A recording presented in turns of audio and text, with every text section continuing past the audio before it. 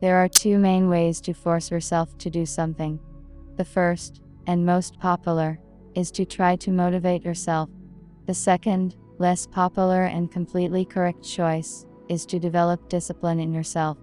This is one of those situations where taking a different approach immediately leads to better results. You don't often hear the correct use of the expression paradigm shift, but this is the case. Motivation, in general terms, is based on the mistaken assumption that a particular mental or emotional state is required to complete a task. This is a completely wrong perception. Discipline, on the other hand, separates activity from moods and feelings and thereby bypasses the problem by constantly improving them. Successful completion of tasks leads to internal states that chronic procrastinators seem to need in order to proceed with the implementation of tasks. To put it simply, you don't have to wait until you're in Olympic uniform to start training. You, on the contrary, train to achieve this form. If action is driven by feelings, waiting for the right attitude becomes a particularly insidious form of procrastination. I know this all too well, and I wish someone would point it out to me 20, 15, or 10 years before I could feel the difference in my own skin. If you wait until you feel ready to do something, you're done. This is how terrible procrastinator loops arise.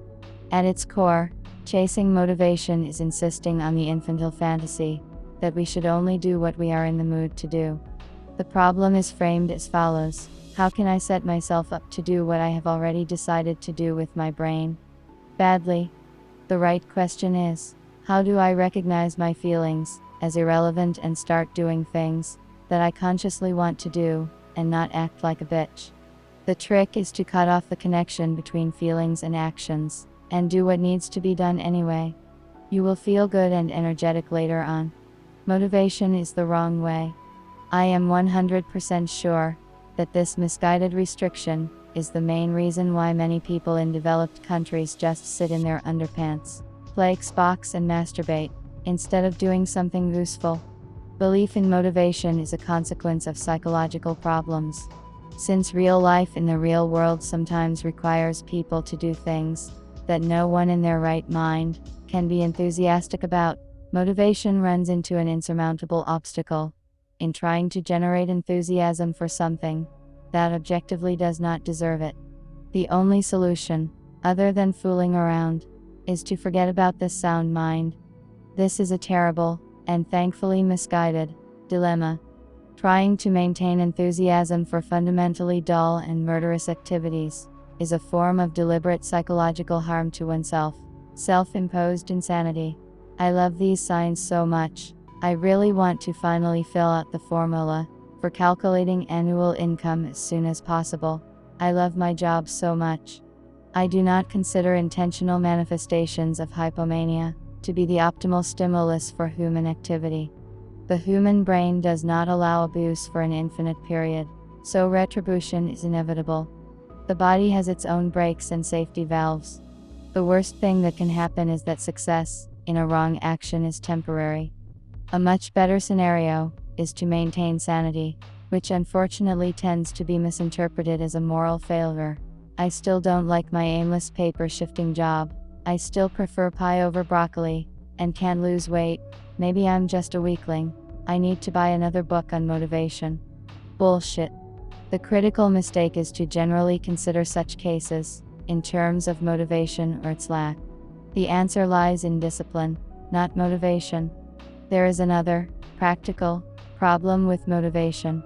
It has a tiny shelf life, and needs to be constantly updated. Motivation is when you manually press down on the handle to increase the pressure. At best, it stores and transforms energy for a specific purpose. There are times when this is the right approach. Olympic competitions and prison breaks come to mind. But it's a terrible foundation for normal day-to-day activities, and it's unlikely to help you achieve long-term results. On the contrary, discipline is like a motor that once starts up and constantly supplies energy to the system. Productivity doesn't have the required mental states. For consistent, long-term results, discipline trumps motivation. Cutting circles around her, punching her and eating her lunch. Ultimately, motivation is an attempt to achieve a state of readiness for some kind of action. Discipline is when you do something even when you are unable to. After that, you feel good.